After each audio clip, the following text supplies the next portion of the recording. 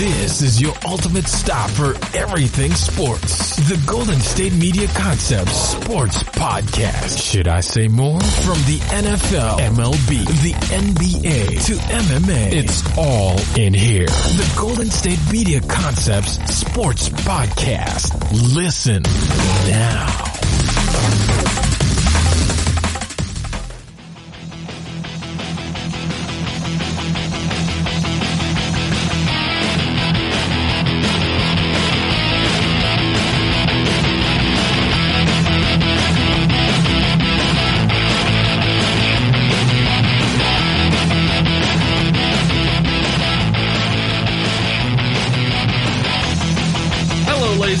And welcome to the GSMC Sports Podcast, brought to you by the GSMC Podcast Network. I'm your host, Josh Strickland, and on today's episode, the Tuesday edition, we'll be talking about a little NFL. We'll be recapping this week in the NFL. We'll be talking about the playoff matchups.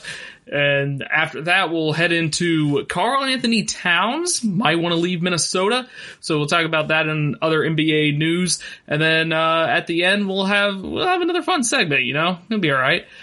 So let's get right into it. Let's just recap the NFL Week 17, the last week of the NFL season. We'll just go down every single game. We'll talk about all of the matchups. I'll give you the scores. We'll talk about something interesting about each matchup. So let's get right into it. We got the Steelers versus the Ravens.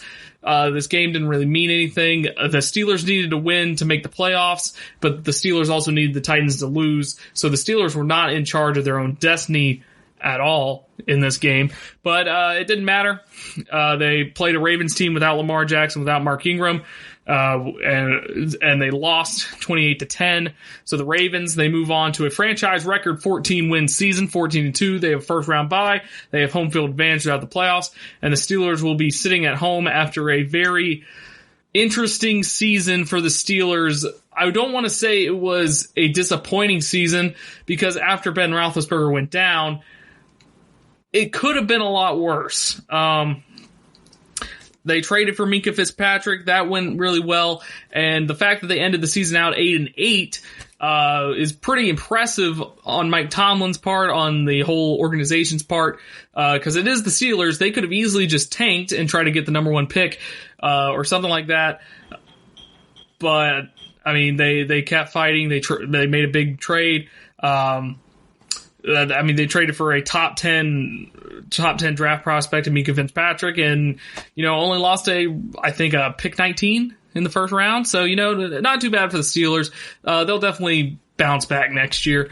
Next up, we got another game that doesn't really matter that much. We got the Bills and the Jets. The Bills lost to the Jets 13-6, which is a little concerning. The Bills have only beaten one playoff team this whole year, and that was the Titans. And they lost this 13-6. Interesting factoid about the Jets, though. They won the last six. They won 6 out of the last 8 games. They started the season out 1-7, ended 7-9, which is a pretty solid turnaround, I say, because they were abysmal at the beginning of the year. So the fact that they've really turned it around. Next up, we got the Saints versus Panthers. This is a game that the Saints had a very slim chance at getting a first round bye, but it ended up not getting it. They're actually going to be, I think, the second 13-3 team to play in the wild card round, and the first team was the Saints. So not unfamiliar territory for the New Orleans Saints here. They have 11 games with 30-plus points this season, most in the NFL. They won 42-10 against the Panthers. The Panthers now turn their attention to looking for a new head coach and seeing if Cam Newton can become healthy and bounce back. Next up, we got a game that definitely doesn't matter. It's the Browns-Bengals. The Browns lost 33-23. So the whole Cleveland Brown, this is one of the most disappointing seasons in Cleveland Browns history, which is really saying something. Bengals, however, tied for their worst record in franchise history with 2-14. They could have had it if they lost, but they just weren't great enough, or worse, bad enough, something like that. Next up, we got NFC East battle, which everybody loves. You got Redskins 3-13 versus the Cowboys. Cowboys won 47-16, so the Cowboys had a chance of making the playoffs when this game started, but the Eagles put away the Giants, which we'll talk about later. So the Eagles clinched in the middle of this game, but the Cowboys won 47-16. I mean, pretty good showing. They end the season 8-8, which is, I mean, it's all right, but I mean, Jason Garrett, this is his 10th season or something like that with the Cowboys, and going 8-8 is probably not ideal, but we'll see what happens there. I'll talk about it in the next segment when I talk about the coaching changes and coaching carousel of the NFL. And so we'll talk about that later. So next up, we got the Packers versus the Lions.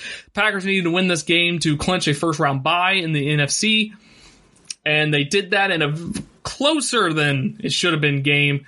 They won 23-20 against the Lions. The Packers did not look good at all in this game, but they pulled out the victory to clinch that first round bye. Next up, you had, in my opinion, one of the games that I said that we needed to keep track of during the year is the Tennessee Titans versus the Houston Texans.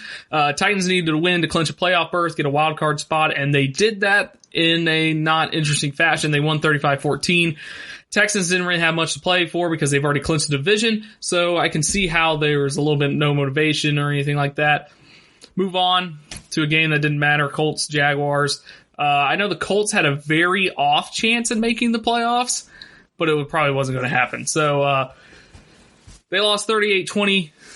Gardner Minshew showed some promise, ended his season as a better rookie quarterback than some of the other rookies that are around the league, which is surprising because he's a sixth round pick. So interesting factoid here. Jaguars undefeated at home in week 17 games. They're 7-0 in all time. So maybe one day they'll play a game that matters in week 17. Who knows? So then we move on to the Chiefs versus Chargers. Chiefs needed a Patriots loss, and then they needed to win to clinch the first round bye, and that's exactly what happened. Chiefs won 31-21 and secured that first round bye. Bears versus Vikings. This game didn't really matter all that much because the Bears couldn't make the playoffs, and the Vikings, I think, already clinched. But the Bears won 21-19.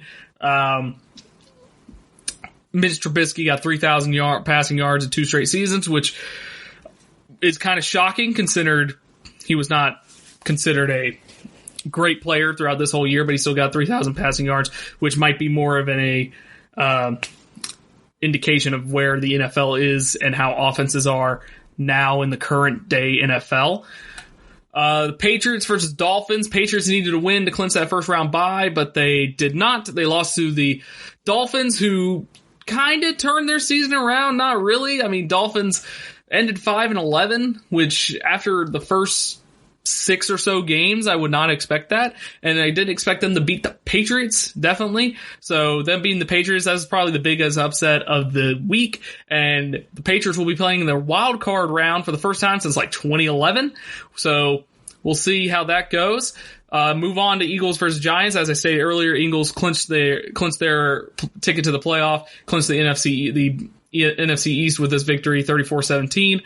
Then you got a game that doesn't matter, Falcons Buccaneers, 28-22 Falcons. Then you got the Raiders, which I mentioned that they needed a laundry list of things to happen for them to make the playoffs, but they didn't do the first thing on that list, which was win, and they lost to the Broncos 15-16. Cardinals versus Rams. Neither team make the playoff. Rams won 31-24. And then the big game of the week was the 49ers versus the Seahawks. Winner clinches the division and gets home field advantage. I think that was what it was. I think the Seahawks will get the home field advantage. So, the pretty big game, biggest game of the week. 49ers won, clinched the division, clinched that home field advantage throughout the rest of the playoffs, got the first round bye. They won 26-21. So in case you need to know, here are the matchups for this week, which I'll go more in depth in the next show on Thursday. But you have the Texans versus the Bills. That's the 4:35 game on Saturday. That should be an interesting matchup. The Bills kind of stumbling into this after losing to the Jets. Patriots versus Titans. Patriots are stumbling into this, losing to the Dolphins. Titans kind of have all the momentum going into this, but it is the Patriots, so I wouldn't expect too much. I I don't have too much confidence in Tennessee because they are going up against the New England Patriots in the playoffs. So we'll see how that goes. Then Sunday, January 5th, the NFC plays. You got Saints versus Vikings, which is kind of a rematch of the Minnesota Miracle. That should be a good game, I believe. Then next you have the Seahawks versus the Eagles. That's the 4:40 game Sunday evening. That game, like I said, I'll go more in depth on it on Thursday, but that game doesn't really interest me all that much. I feel like the Eagles kind of struggled throughout the whole year, and the only reason they're in the playoffs is because they're in the NFC East. So yeah. So I mean, those are the games. It's a decent batch of first round wild card round games, but it could be better. But when we get back from the break, we will be talking about Black Monday and the coaching changes that have happened so far in the NFL. Are you looking for the very best NFL and college football podcast? Then check out the GSMC Football Podcast. Get the latest football news both on and off the field. From the NFL Draft to trades to the rumor mill to the NFL Combines. They got you covered. That's GSMCpodcast.com/football-podcast. Get updates on college rivalries, game day insights, and much, much more. It's football talk the way you want it. This show eats, sleeps, and breathes football. Don't forget to like them on Facebook and follow them on Twitter. Visit GSMCpodcast.com for more info.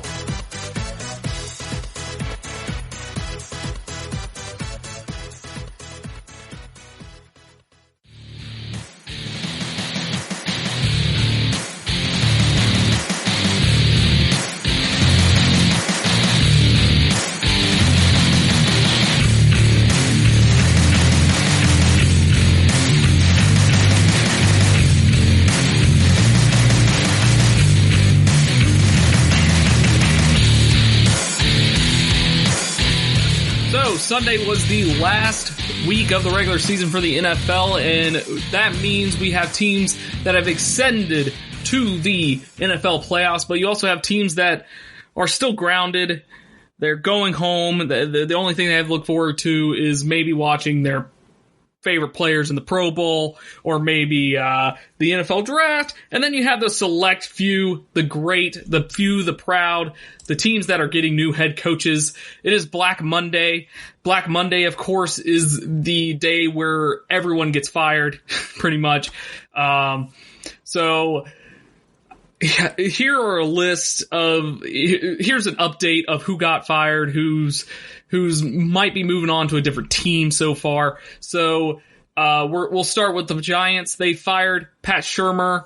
Pat Shurmur, this was at the end of the second year. He went 6-23, I believe, something to that extent. So probably a good move, as the Giants looked lost throughout the whole year. They didn't have the best roster, of course. But sorry, he went 9-23 with the Giants. Didn't have the best roster, of course. You have Daniel Jones, which he showed some promise throughout the whole year. I think he's still a decent quarterback. He showed promise throughout the year. Defense still needed some work. Offense needed some work as well. So didn't have the best roster around him, but also they didn't look like they wanted to play football at some points. The defense was always confused. Anytime I watch a Giants game, the defense looked like they were just not happening. It looked inept at times. Very little halftime adjustments, very little in-game adjustments. They got steamrolled by some teams, so it's kind of expected, to be honest, but that's not the only NFC East job. Of course, the Redskins coaching job is open after they fired their coach not even halfway through the year. They also fired their president, Bruce Allen. So Bruce Allen was with them for 10 years, and according to some Redskins fans, I have some Redskin friends, according to some fans, that this was probably the best move they could have made this offseason, as he was the president for 10 seasons, and the past 10 seasons have not been great. However, according to Adam Schefter, they are expected to hire Ron Rivera, the former head coach of the Carolina Panthers, as the next head coach of the Washington Redskins, which that is possibly the best move you can get. Ron Rivera, in my opinion, is the best coach out there other than Mike McCarthy. Out on the free agency of head coaching, I suppose you can say. Ron Rivera knows how to build a culture, because there was never a culture issue with the Carolina Panthers. It was just kind of he was there for a while. He was there for 9 seasons. It was just kind of overstayed your welcome kind of deal. I mean, I wouldn't blame this past season on Ron Rivera, as you had Cam Newton out. Defense wasn't as good as it usually is. Ron Rivera is definitely more of a defensive coach, so I think the Redskins defense will definitely get massively improved, and their culture will be improved, which is very important. Culture, people understate how important culture is. It's more of a college football talking point, but it's definitely important in the NFL as well. Because if you don't have a winning culture, because the best example I can give you is the comparison of the Browns versus the Patriots. So the Patriots have had the same head coach, same GM, which is the head coach in Bill Belichick. They have a culture. They have an expectation. It doesn't matter who you are, where you came from. If you sign with the Patriots, there is an expectation that you have to reach. There are rules, there are regulations, there are things that the Patriots do. It's considered the Patriot way. There are things that the Patriots have in place that they fully expect you to be compliant to it. And if you're not, then Bill Belichick will just trade you or drop you or something like that. Then you have the Cleveland Browns, who have had like 8 head coaches in the past 10 years or something crazy like that. You have players like OBJ and Landry Jones and Baker Mayfield causing issues all the time. There's not really any expectations because you're the Cleveland Browns, and the Browns haven't won anything. They've won 1 playoff game throughout their newish history, recent history. So that's the best comparison I can give you. Culture is very important to football just in general, because football is very similar to the military in a way that you have to have rules in place, and you have to have people that are able to make other people follow those rules. Because if people are not going to follow your rules, you lose respect, you lose any compliance that goes on. So a culture is very important, and Ron Rivera is very good at building a nice family culture. He liked having families come to the football facility, which you don't really hear in pro football. He was a fun guy. He had t-shirts. He fully embraced the Riverboat Ron persona. So I think Ron Rivera is a great hire for whoever. I was expecting him to go maybe to the Browns or maybe the Giants because of Gettleman's up there. But it looks like he's going to the Redskins, so good for him in that regard. Then we're going to stay in the NFC East, because all 3 out of the 4 teams in the NFC East fired their head coaches. Well, technically. So nothing's official yet, but the Cowboys are expected to tell Jason Garrett that he's not going to get a new contract. So his contract goes up on January 16th, I believe. So it sounds like they're just going to let that contract run out and not officially fire him, which some fans, I mean, it's the same result, but some fans just like the drama of firing someone, I suppose. So I think they're done with Jason Garrett. Went 8-8 this year. Won, I think, 1 playoff game. I'm pretty sure they won a playoff game at some point, but it has officially been 2 decades since the Cowboys have even made the NFC Championship game. So Jerry Jones is getting a little antsy over there. Who knows who they're gonna call? Matt Rule is always an option. Lincoln Riley for Oklahoma is already always an option. You still have Mike McCarthy available, and you have, of course, offensive coordinators. It just depends on who Jerry Jones is going to go after, and Jerry Jones is usually about the splash hire, so it's got to be a big name either. So I'm assuming it's either going to be a college guy like Matt Rule or Lincoln Riley, or it's going to be Mike McCarthy, depending on how that goes. And then the other team that fired their head coach. You got the Cleveland Browns. They fired Freddie Kitchens after only 1 year. It was kind of it was a weird hire when it was first made. So Freddie Kitchens was a weird hire. Everybody expected them to go a different way with that, but they decided to fire him.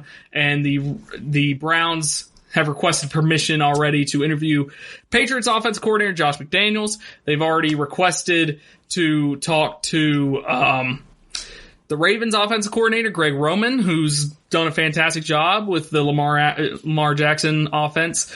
And they've also reached out to Mike McCarthy. So those are the three candidates that I know of at this moment that I've heard about for the Cleveland Browns. Mike McCarthy, of course, will be an all-star hire for the Browns, as he's good at building a team up. He kind of outstayed his welcome. Same with Ron Rivera at the Panthers. Mike McCarthy outstayed his welcome with the Green Bay Packers.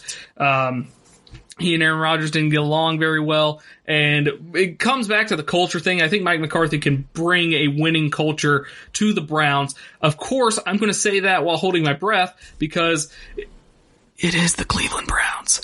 The Cleveland Browns are just a mess. They always have been, probably always will. This has been a disappointing year for them. They had Odell Beckham, they had Landry Jones, they had Baker Mayfield, who was getting a bunch of hype. They have all these great pieces on offense, at least, and they've completely underperformed and just completely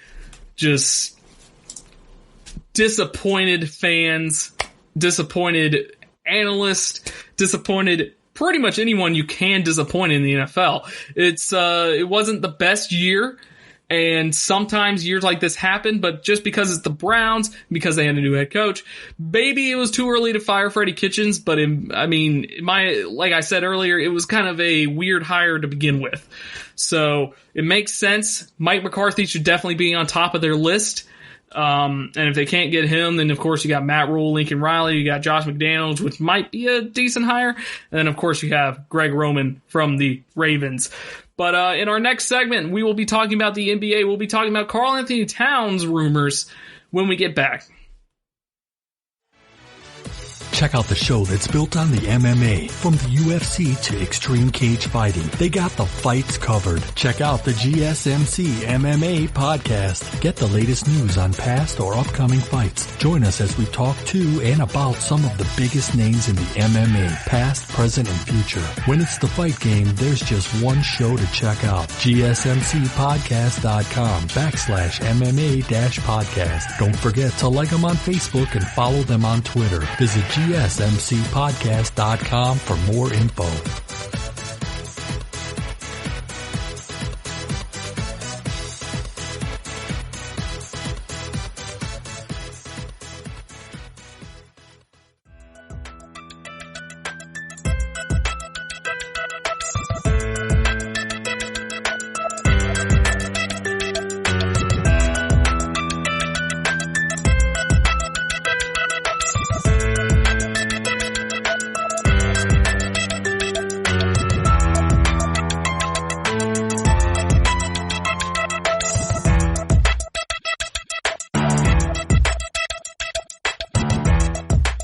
So there is a rumor circling around.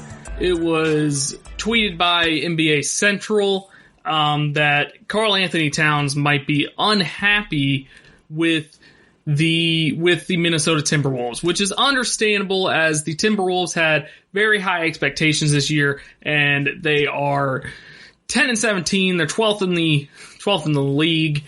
Kind of a disappointing year so far for the Timberwolves. And they might be able to turn around, but highly doubt it. Anthony Towns is their only good player. People have been tweeting free cat all over the place. So, and the reason that this rumor kind of came up was because the Golden State Warriors are starting to look into Karl Anthony Towns. They're looking to see if they could probably jump in there and trade, which makes sense, as the Warriors are also going through a very down year, but it's kind of a down year for pretty good reasons. I mean, you don't have Steph Curry, you don't have Klay Thompson, So they're kind of using this as a rebuild year, and they've really accumulated their assets, and their young players are starting to improve, and trade options are multiplying. So the Warriors, they currently called up from the G League Alen Smailagic, which I hope I said that correctly, but I'm not sure. His nickname's Smiley, so I'm probably just going to call him from that from now on. So if you get confused, just remember Smailagic is hard to say. Smiley is pretty easy to say. So, so Smiley, he got called up to play in a recent game,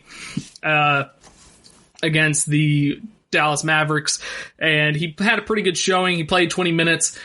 He's been dominating in the G League, so it's a good prospect for the Warriors to have. And then you have him then you have Damian Lee, who's 27 years old.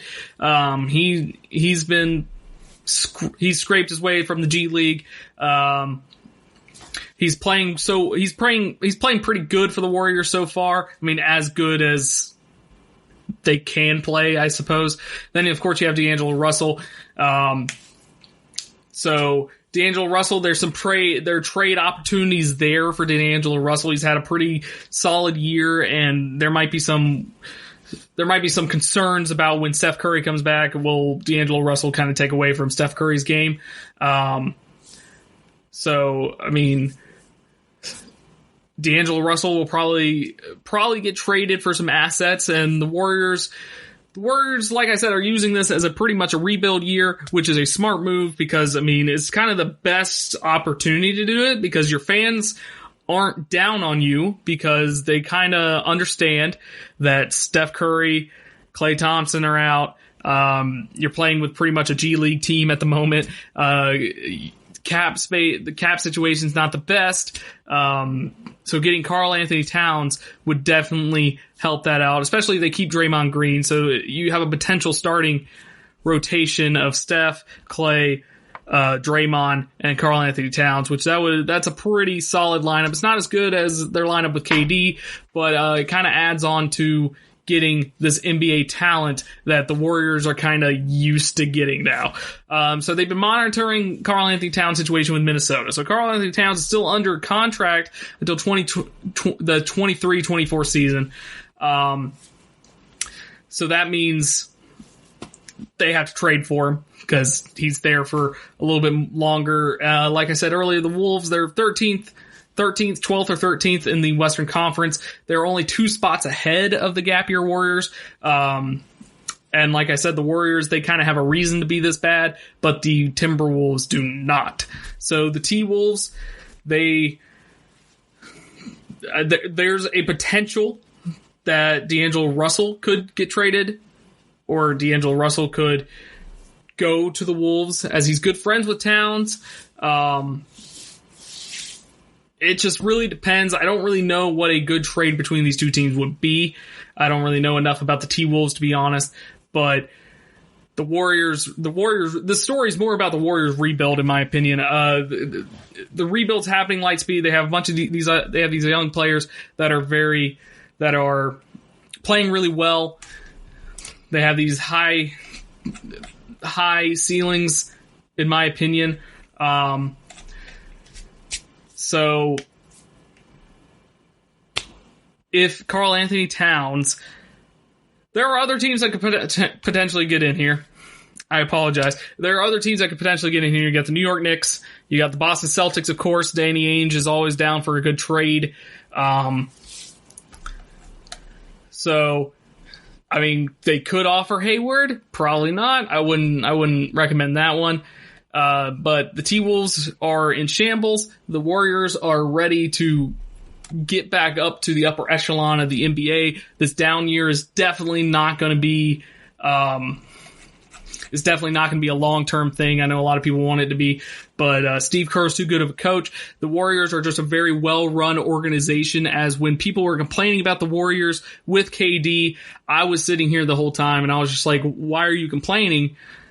The Warriors did what every organization is trying to do. They drafted players, developed them to be all-stars, and then they signed another all-star to round out the team. I know people are angry because they already won a championship without KD, and then they signed KD.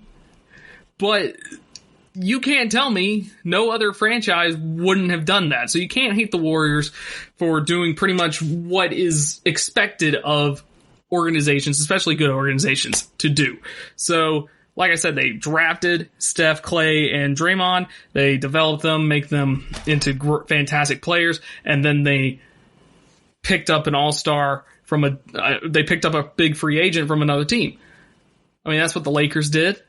They picked up LeBron James after they've cultivated all this talent, and then they traded that talent for another all-star, for Anthony Davis.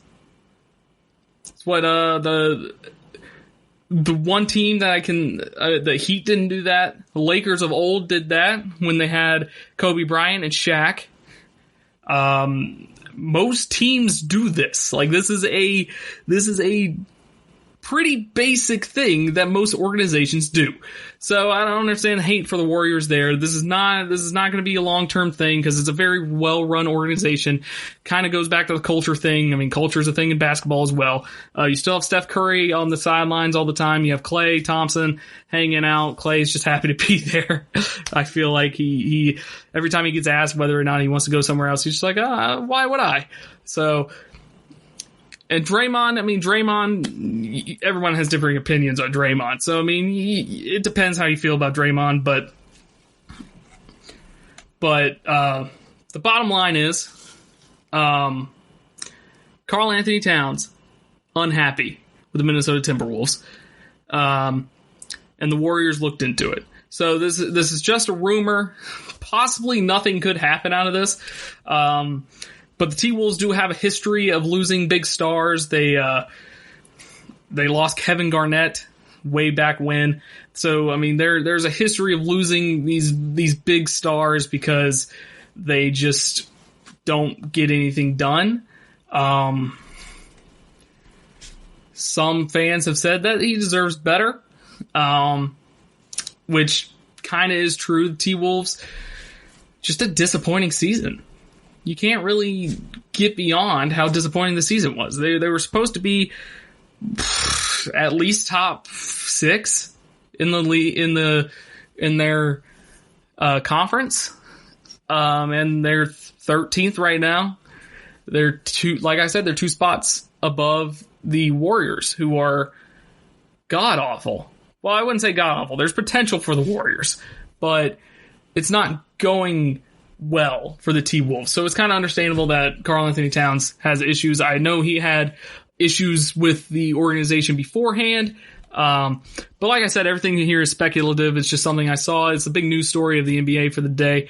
So some of this could not be true, but we'll find out.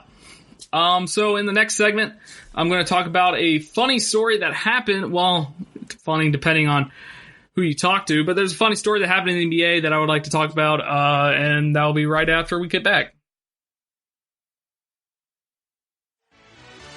Are you looking for help for your fantasy football team? Check out the GSMC Fantasy Football Podcast. Get today's best advice on who to start, who to sit, even who you should draft. From sleeper picks to red hot lineups, they got it all covered for you. That's GSMCpodcast.com/fantasy-football-podcast. We'll cover traditional leagues, dynasty, PPR, even IDP leagues. When you need fantasy help, there's just one show to hit up. Don't forget to like them on Facebook and follow them on Twitter. Visit GSMCpodcast.com for more info.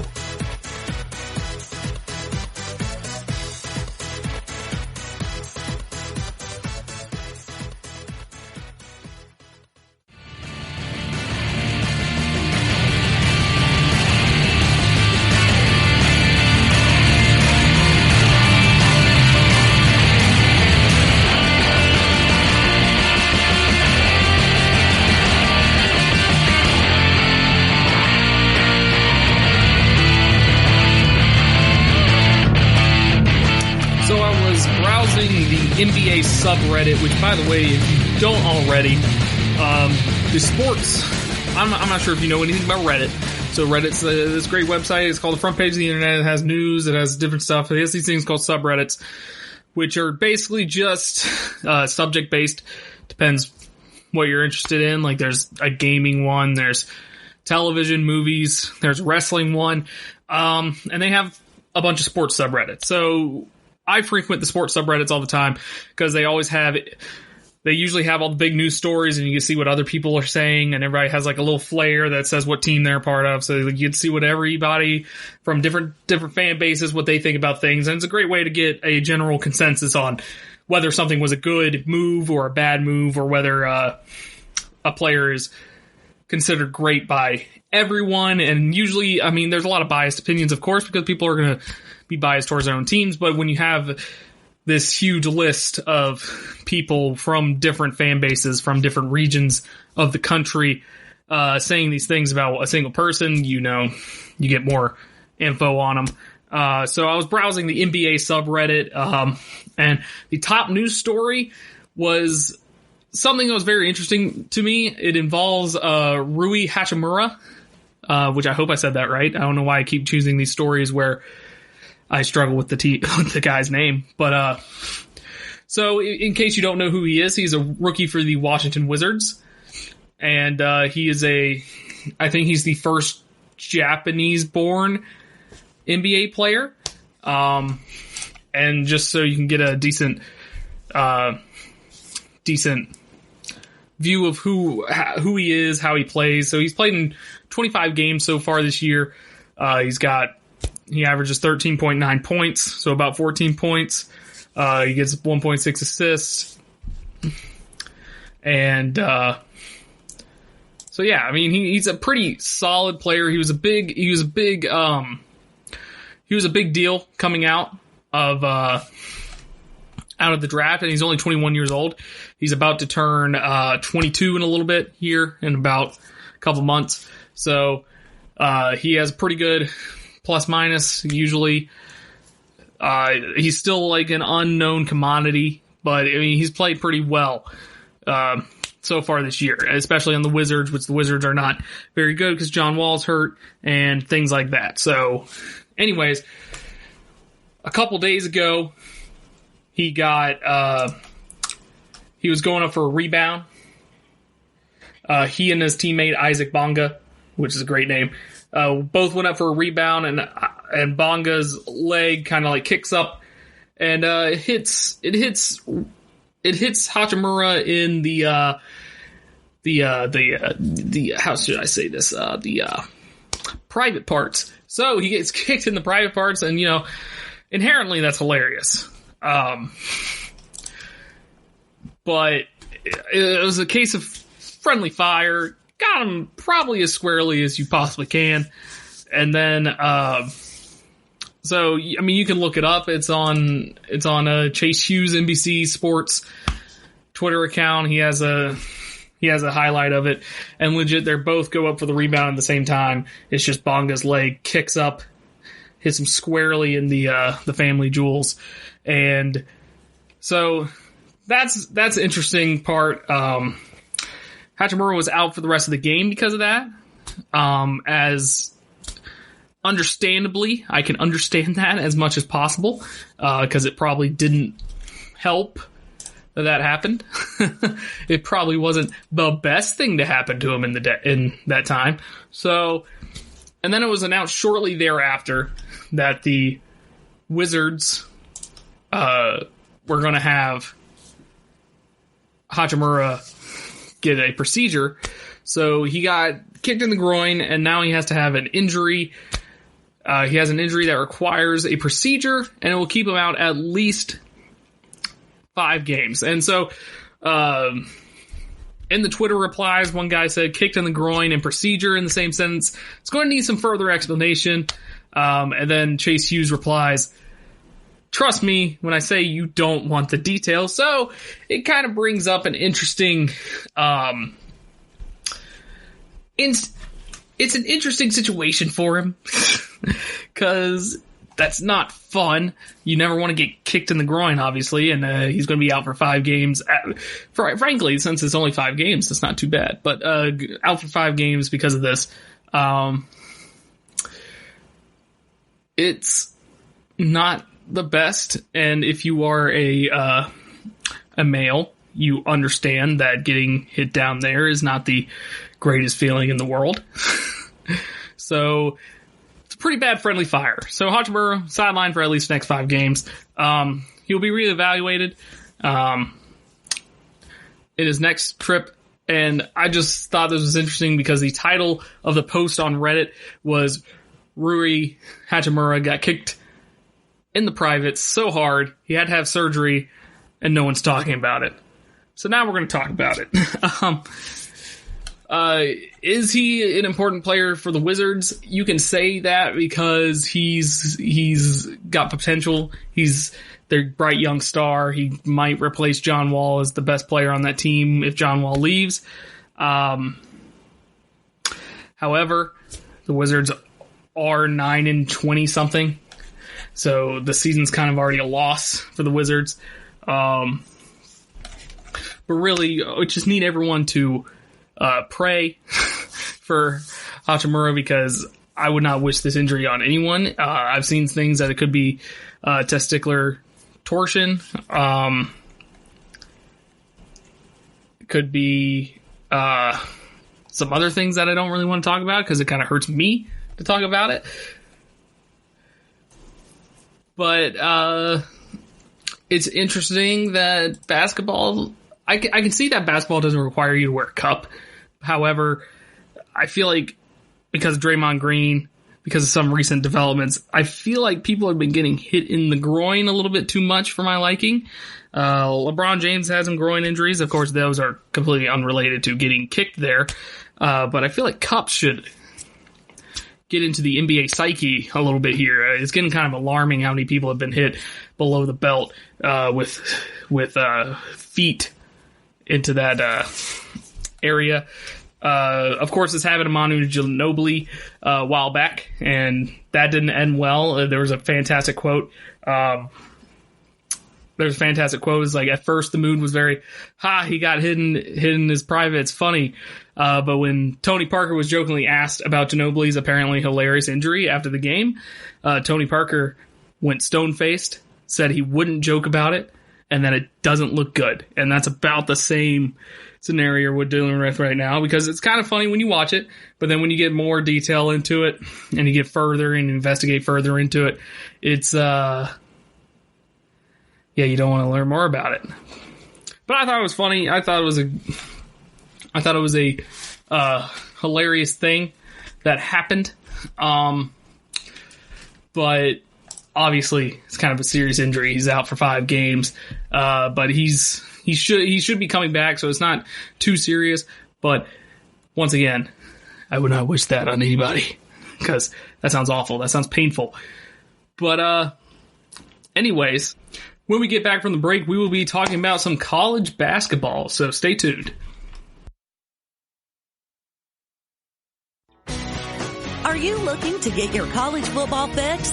Looking to get the latest news on your favorite school's team? The GSMC College Football Podcast is your ticket to all things college football. Join us as we talk college football from the national championship, the college rivalries, the bowl game, to the Heisman Trophy. To which conference is the best? We've got you covered for the Big Ten, SEC, Big 12, the Pac-12, ACC, and everything in between. Download the GSMC College Football Podcast on iTunes, Stitcher, SoundCloud, Google Play, or anywhere you find podcasts. Just type GSMC in the search bar.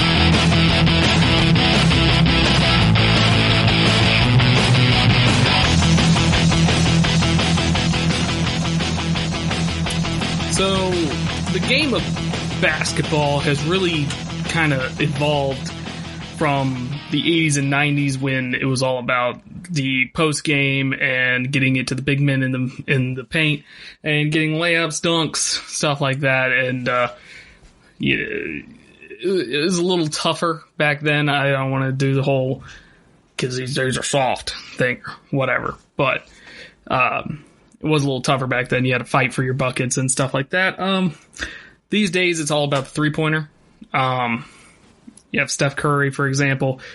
He's kind of changed the game with three-pointers. Everybody's shooting threes now. Big guys like Porzingis and stuff like that are shooting threes. And, of course, that's in the college level. It's kind of been the college level for a little longer. And the main reason I bring that up is because I'm going to talk about some of the rule changes and how they've kind of impacted the college basketball season so far. We're in the middle of the basketball season right now. Some teams are doing good. Some teams are not doing so good. Clemson. Sorry, had to mention that.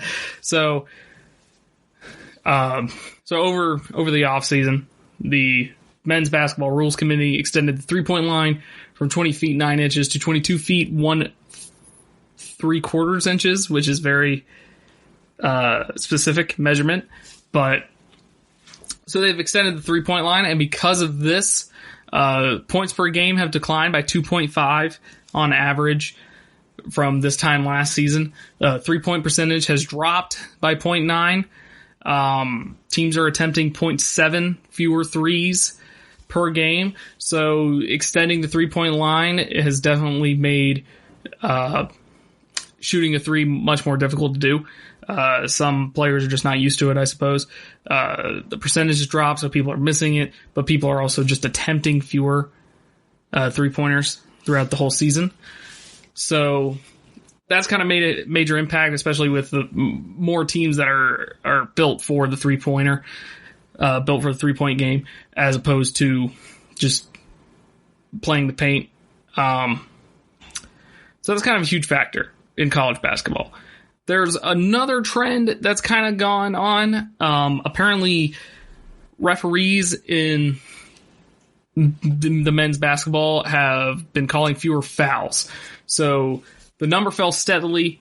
It went from 17.9 fouls per game in the opening week of the college basketball season, and it went down to 16.8 fouls during the week ending in December 15th. So that's about 2 weeks ago. So if that trend held, it would be a decline from 17.8 fouls per game that were called during the 2018-2019 season. So referees are starting to call less fouls. People are kind of complaining about it. There's enough concern that the chairman of the men's basketball committee distributed a memo to coaches, commissioners, officiating coordinators, referees, sending a message that the rules need to be enforced more strictly. So basically, he kind of told referees that we need to call more fouls. Some people might disagree with this. Some people are very big on the let the kids play or let the players play, especially down the stretch. But fouls are important because they keep control of the basketball game. It makes sure that there is no chaos going on. You know, it's kind of like, I don't want to equate it to a prison, but that's what I'm going to do. It's a bad metaphor, but we're going with it anyways. So like, I mean, you can't have a bunch of prisoners and then have there be no rules, because then there's going to be more stabbings, more deaths, more gang violence and stuff like that inside of a prison.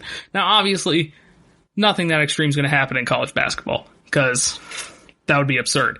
But however, you need to establish the rules. You need to keep up with the rules, because not only for the safety of the players is one thing, because I mean, there's some physical. Basketball is a physical sport. People don't think it is. People don't consider it a physical sport as like football. But basketball is pretty physical. And there's no padding. There's no helmet to wear. An elbow to the face is an elbow to the face. I mean, it's not fun to get elbowed in the face. So they need to reduce the physicality, and that's what the that's what the national coordinator of officials, J.D. Collins, said officials have been hesitant to enforce physicality fouls on a consistent basis.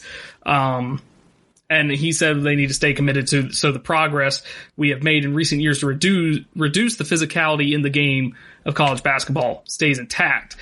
So, J.D. Collins, in case you didn't know, he is the person most responsible for deciding referee assignments during the NCAA tournament. So this has been heard loud and clear. So in the past week, after this has been illustrated to referees, they've started calling it an average of 18 fouls per game. So it went from 16.7 to 18 in about a week. This progress, however, it was short-lived. It only lived for like a week, because in the following week, calls per game dropped again to 16.7. So it was kind of an empty fulfillment of this, I wouldn't say threat, but this empty fulfillment of whatever Collins said, the memo that he sent. So the average numbers of fouls called this season was 17.4, down from 18.4 last year at this point. Collins mentioned that he's watched about 8 games in person. Says he sees a notable difference. He said the officials kind of need a reset, which this is an interesting one because nobody wants to see more fouls, because fouls are obviously detrimental to either your team, or they can be used as an excuse for why your team beat the other team. So fouls are, it's a tricky situation. We obviously don't want refs calling phantom fouls just to bring the numbers up, because that would just make the game unwatchable. Especially during a season, which I mentioned earlier, players are having a difficulty adjusting to the moved back 3-point line. So it's kind of important that there is consistency with these foul calls. You just can't have phantom calls out of nowhere. Because first off, that would just make people angry, make people not want to watch, and make players frustrated, which might lead to more fouls. I mean, it could just be the fact that players are playing cleaner. I mean, probably not, but it's fun to look at it that way. But I'm very interested in what everybody else thinks about this. I mean, you can let me know how you feel about this, how you feel about this decrease in fouls. If you watch college basketball and you haven't noticed it at all, then I mean, I guess it's not that big of a deal. It's just an interesting stat that I found. I found while reading some articles on The Athletic, and I thought it was a very interesting fact. I thought it was very interesting that they actually made a memo saying, hey, we need to call more fouls.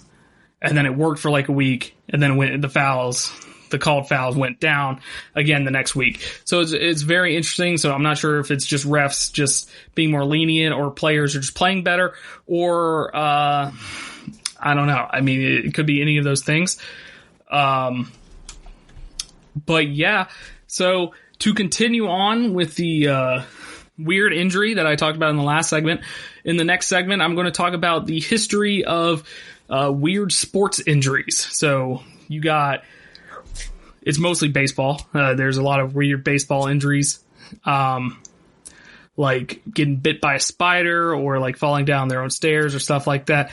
I'll talk about some of the most absurd ones in the next and final segment. So please stick around after this break for some injury rankings, I suppose.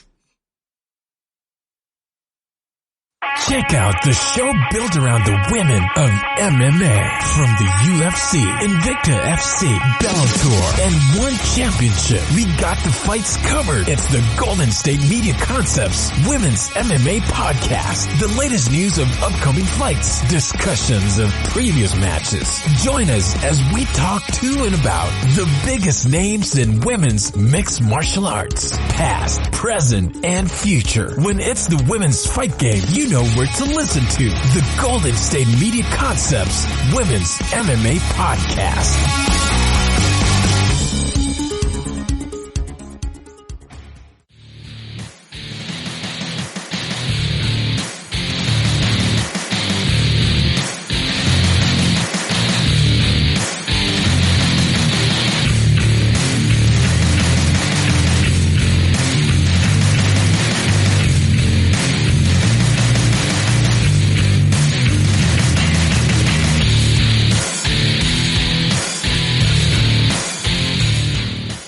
So I found a list on Bleacher Report of the top 25 weirdest sports injuries of all time. I don't know if I'm going to go through this entire list. I might just go from let's go top 15. Let's just do top 15. So I thought of this. I thought of researching something like this because of the injury from earlier that I talked about with Rui. So I thought it was interesting. I mean, that wasn't really a weird injury. It was just kind of an injury that kind of happened and it was a little weird. But these are like legit injuries. So let's just start off with number 15. I skipped the top 10, the bottom 10, I suppose, the 25 through 16. So we're just going to start at number 15. So we're going to start off with Milton Bradley. So Milton Bradley got injured. He got injured because he blew up at a at an umpire in 2007 when he played for the San Diego Padres, and he tore his ACL when manager Bud Black spun him to the ground during an argument with an umpire. So he suffered a season-ending injury while arguing with an umpire. And also he got injured by his own manager. So that's it. That's a funny one. So then we got Dustin Penner. So Dustin Penner, he was a hockey player for the Los Angeles Kings. He said he leaned over to dip into some delicious pancakes that his wife made. That's when his back seized up. Somehow he managed to drive to the rink to receive treatment. So he got injured because he had like a back spasm while he was like trying to eat pancakes. He was only out for one game. He returned 2 nights later, recorded an assist and 4 hits. So, it's all right. It's fine. He's a hockey player. He's good. Next up, Clint Barnes. So Clint Barnes was 2005 NL Rookie of the Year. He was well on his way to being named Rookie of the Year in 2005. And then he received a bag of venison from his teammate Todd Helton, and he was carrying it down a flight of stairs when he fell down the stairs and broke his collarbone. So he received a bag of deer meat from his teammate, fell downstairs because it was heavy or something, and broke his collarbone. So he managed to stay in the league for another 10 years, but he went from a 329 hitter to a 239 hitter. So you could say that this bag of deer meat ruined his life. No, I'm just joking. He still played in the league for a while. Next up, we got Orlando Brown. So he played for the Cleveland Browns. He was right tackle for the Cleveland Browns. He got whistled for a false start in December of 1999. The ref threw a penalty flag, and it hit him right in the eye. So after that, the severity of it was actually pretty interesting. He was legally blind in the eye for several years. It was 3 full seasons after this incident before he was medically cleared to return to action. So he sued the NFL and got $15 million. So who really won that? Number 11, you got Plaxico Burress. Everybody knows what happened to him. He was in a nightclub. He had a gun on him, and he accidentally shot himself in the leg. So he was able to walk within a couple of days. Likely could have played at the end of the year, but he was suspended because, of the possession of a weapon, criminal possession of a weapon. He only played 20 more games in his career. But that was a huge story when it first happened. Especially because it was right after the Giants Super Bowl run. So, yikes. Gus Frerotte, I think I'm saying that right. So he was a quarterback for the Washington Redskins. He celebrated a second quarter touchdown by slamming his own head into the wall so hard that he had to spend the second half in the hospital.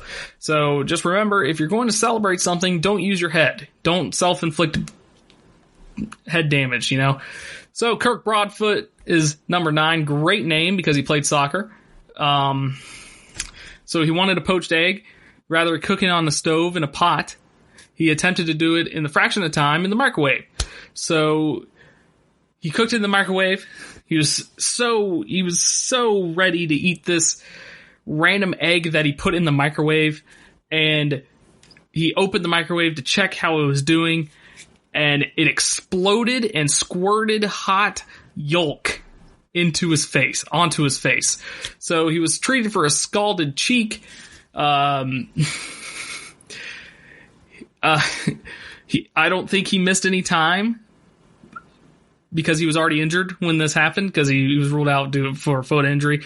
But so yeah, he learned a valuable lesson there. Number 8, Clarence Blethyn. So Clarence, good old Clarence. I don't really know who that is. So he lost most of his teeth at a young age, and so he had dentures. So he kept them in his pocket. He kept his dentures in his pocket to intimidate opposing batters with this toothless sneer. But it came to bite him because he was running the bases for the Knoxville Smokies. He slid into second base with his teeth in his pocket, and a chunk of his own rear end got removed. So technically, he bit his own ass. Anyways, number 7, Jason Pierre-Paul, JPP.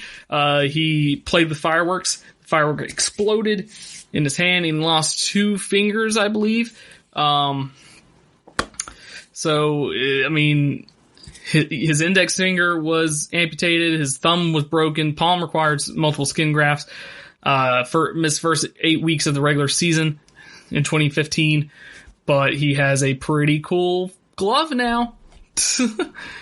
Next up, number 6, Bill Gramatica. Bill Gramatica was celebrating a 42-yard field goal that he made, and then he crumpled to the ground. He did a jumping fist pump, the usual, he just made a great athletic feat.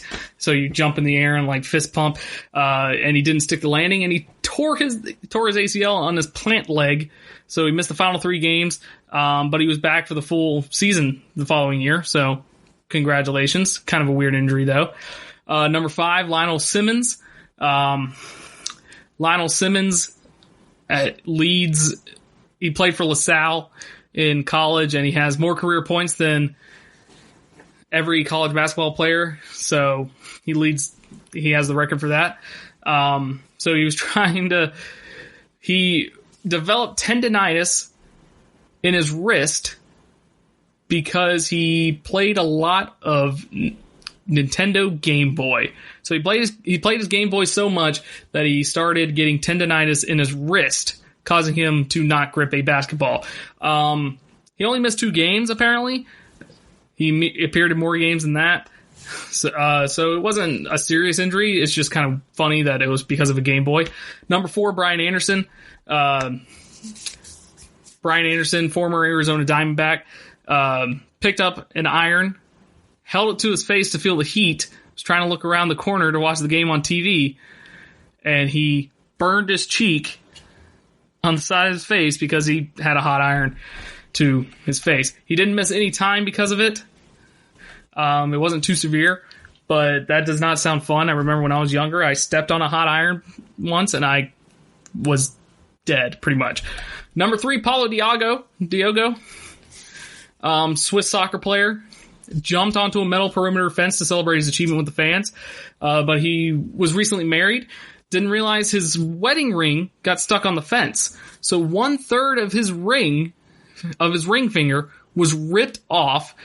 This article has a picture of it, and I'm not going to click on that because that sounds awful. So when he was jumping down, and then he was given a yellow card for delaying the game while searching for his 1/3 of a finger. They were unable to reattach his finger. Good Lord, that's terrible. Number 2, Glenn Allen Hill.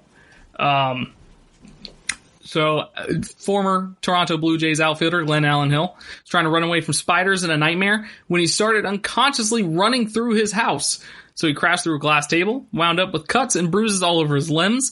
He spent 20 days on the disabled list because of this, but he came back better than ever. Only hit 12 home runs on the season, but he hit 2 of them in the first 3 games back.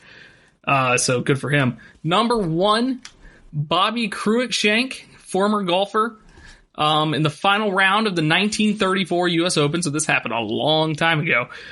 He had the lead on the 11th hole when a wayward shot miraculously bounced off a rock and onto the green. Overjoyed, Bobby threw his club in the air, exclaiming, "Thank you, Lord," only for it to clatter down onto his head. This required several stitches and meant he played the final 7 holes, 5 over par, to finish 3rd. So compared to most of these injuries, that's not such a big deal. Concussion protocol wasn't a thing back then. But he had one of the luckiest shots possibly in golf history. And then he had the unluckiest celebration because of it. So there's that. Anyways, that does it for me. Thank you for listening to the GSMC Sports Podcast, brought to you by the GSMC Podcast Network. As always, please remember to subscribe to the show on iTunes, on Spotify, on Stitcher, wherever you listen to your podcast, and leave a nice review for us because it helps us out. You can follow us on Facebook, Twitter, Instagram. You can follow me on Twitter at Strickland_Josh. If you want to have a conversation about sports or anything, you can follow me on Twitter and you can see what random sports things I'm talking about for no reason. So thank you everyone for listening. Have a great rest of your day. You've been listening to the Golden State Media Concepts Sports Podcast, part of the Golden State Media Concepts Podcast Network. You can find this show and others like it at www.gsmcpodcast.com. Download our podcast on iTunes, Stitcher, SoundCloud, and Google Play. Just type in GSMC to find all the shows from the Golden State Media Concepts Podcast Network. From movies to music, from sports to entertainment, and even weird news. You can also follow us on Twitter and on Facebook. Thank you, and we hope you have enjoyed today's program.